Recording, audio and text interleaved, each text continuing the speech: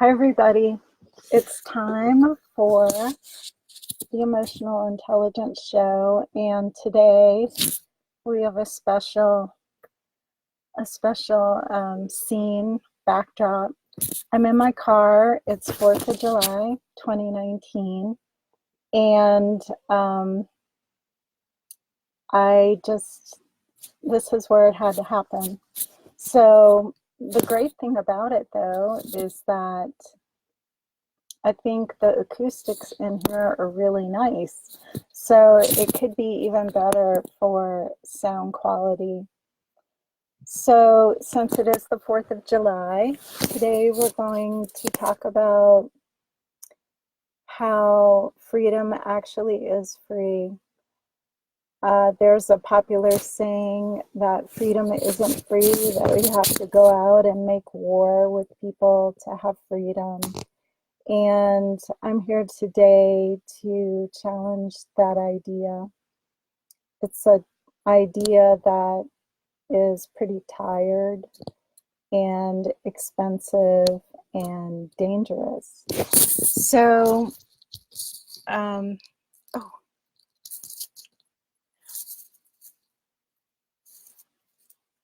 this is probably a lot better. I've been having a little bit of today's been like a very odd day for me. So please bear with me. So just to say this again, in case it didn't get picked up on the mic, is that we're going to talk today on the Emotional Intelligence Show about how freedom is free, and how we hear that saying all the time that freedom isn't free, and the consequences of believing that freedom isn't free are very, very harsh and tired. It's a very tired way of thinking. So let's talk about what freedom really is. In the culture we live in right now, we tend to think of freedom as this kind of overarching idea that we have freedom in America, and then maybe in other countries not so much. But I want to challenge the idea that we actually do have freedom in our country and in our culture. We, and then to do that, you'd have to talk about what freedom is. So is it that you can mill about and go about your business every day pretty much not accosted, or no one's bothering you? Or is it more than that? I mean, what is our goal here for freedom? If we just want the ability to go about our day and not be too controlled by our government, we do have that, but to me, that's a really low bar of freedom. So let's talk about what would a high bar of freedom be, and what does this have to do with emotional intelligence, if anything? So for me, a high bar of freedom would be that you get to be who you really are in your culture with other people. You get to be, you get to live up to your potential. It doesn't matter what kind of family you're born into, what kind of connections you have, or anything. To me, being really free would be being free of the things that we take for granted, like people who are very successful. We take for granted that they went to good schools, they were born into a certain type of family, they had options that other people didn't. You know, if you're a male in this country, you have options that women don't have. Or if your skin color is brown or black, you don't have options that people with white skin have. So, to my mind, this is not freedom at all. It's very random and arbitrary, and it doesn't have anything to do with who a person really is. So, I think when we talk about freedom, we have to look at each person as a unique human being, not as their sex, not as their skin color, not as their socioeconomic class, none of these things. Because if we're going to believe in all of these things, as soon as you're born, your your fate is set, and that's not freedom. So the interesting thing about the times we live in right now is that our culture and social order is being deconstructed. And it's a great opportunity, unless you're freaked out about it and you're trying to hold on to these old structures, like if you're this sex, it means certain things in your life. If you're this color, it means certain things in your life. But if you see the value of letting that go, there is a lot of potential and possibility here. But even if you believe that, change can be scary. So this is where emotional intelligence comes in. This is where emotional intelligence saves the day, because when you develop your emotional intelligence, you have a lot of freedom, even in an unfree culture, even in a culture that's arbitrary, like the one we live in right now, one that doesn't really acknowledge people's individuality and their uniqueness. And that's because you're listening to your emotions. You're not listening to the culture. You're not following those rules. You're not playing by that game. You're listening to your emotions, and if you have thought about it and written down what you want, your emotions can lead you to your desired outcome.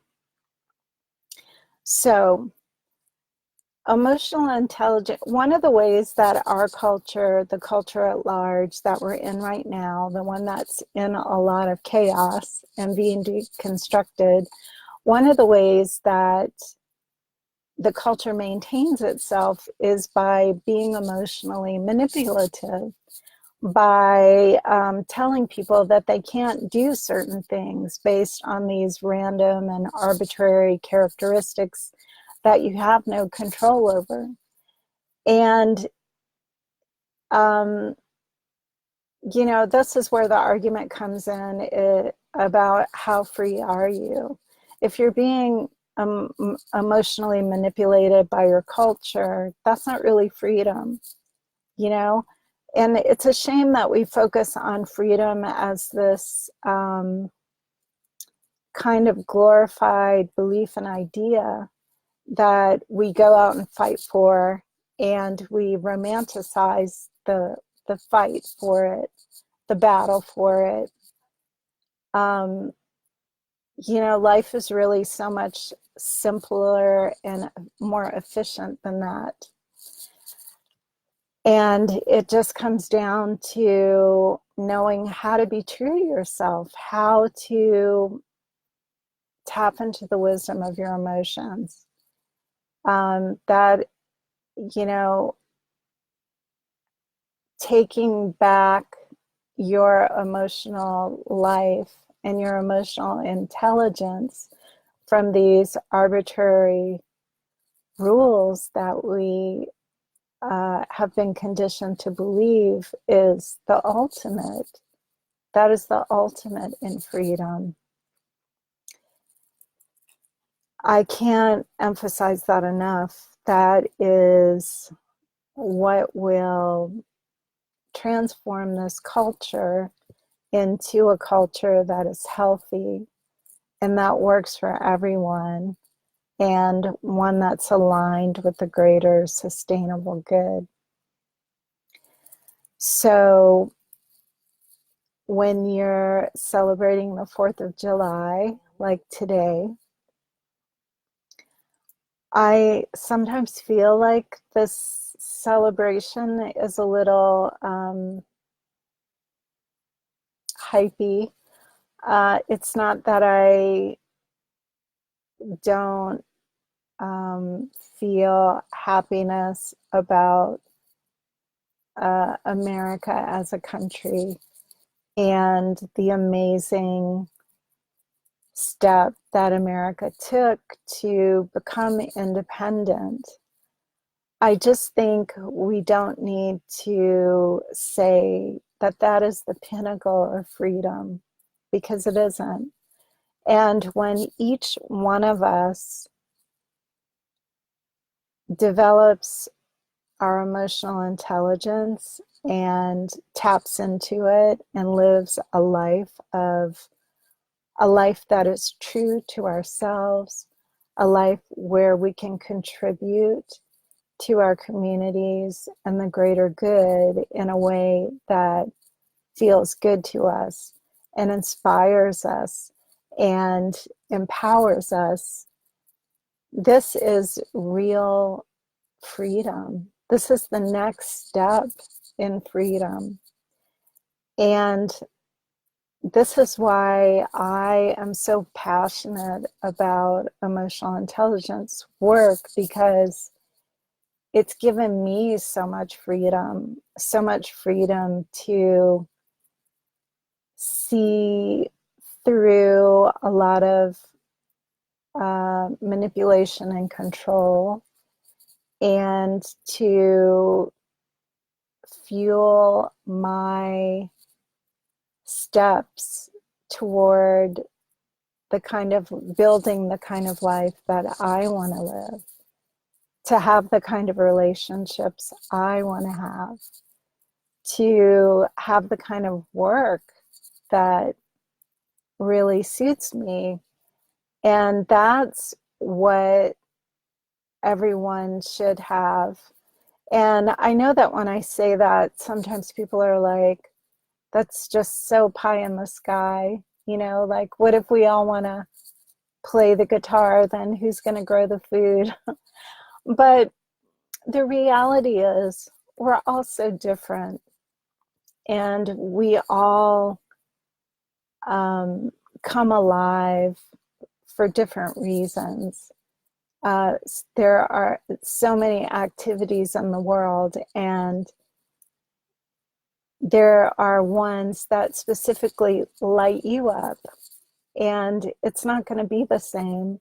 That's why it's so important to recognize how unique we all are, and to recognize that within ourselves.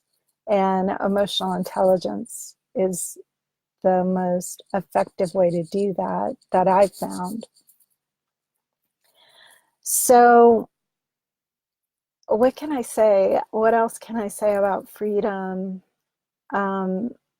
Is that, you know, to be free of things like anxiety, depression, to be free, hi Alicia, to be free of, you know, moods, or, oh, sorry, I'm hitting the steering wheel. To be free of like overwhelming emotions and emotional moods, so that when you wake up in the morning, you can focus on the things that you like to do.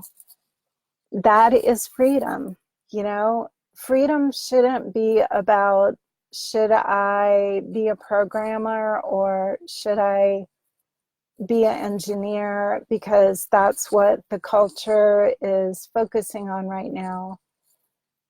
That's not freedom. That's not a culture that works for everyone.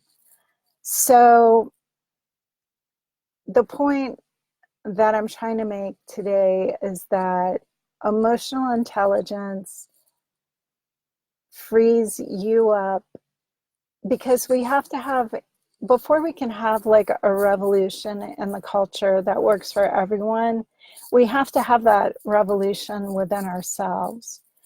It's not gonna, the old way to have a revolution is to make war and to oppress another group. And we're moving away from that. So if we're going to evolve and we're going to create a culture that works for everyone, it's going to depend on every one of us personally evolving.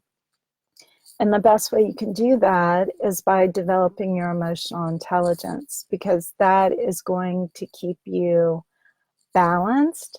It's going to keep you centered, and it's going to give you the kind of feedback you need to make those little course corrections that will take you where you want to go. So when we talk about freedom, we have to talk about reclaiming our emotions from, being manipulated by the culture. And we have to shape the culture the way that it works for everyone, not let that culture shape us and have us experience the consequences of being shaped, like anxiety, depression, panic attacks, all of those things. So I can't think of anything else to say about this topic, but I want to just emphasize that a much greater freedom can be yours, and it is your birthright. And the freedom that we're celebrating today, it was a good first step, but it's not the be all and end all. And we definitely see that we can't continue to think that our freedom is dependent on, making war with other people, because that kind of freedom, where's the value in it? The consequences are so high, like the fallout for that kind of thinking. We're all dealing with those consequences right now, and they're very heavy. So I wish you a very happy Independence Day. I wish you inner freedom. I wish you a culture that works for you and everyone and is sustainable. And if you want to learn more about emotional intelligence, you can check out my website, theemotionalintelligenceschool.com. And if you want to send me an email, there's a contact form, and you can tell me anything you'd like to tell me, or ask me any question you'd like to ask. And I will see you next Thursday at 5:00. So have a great weekend, and aloha.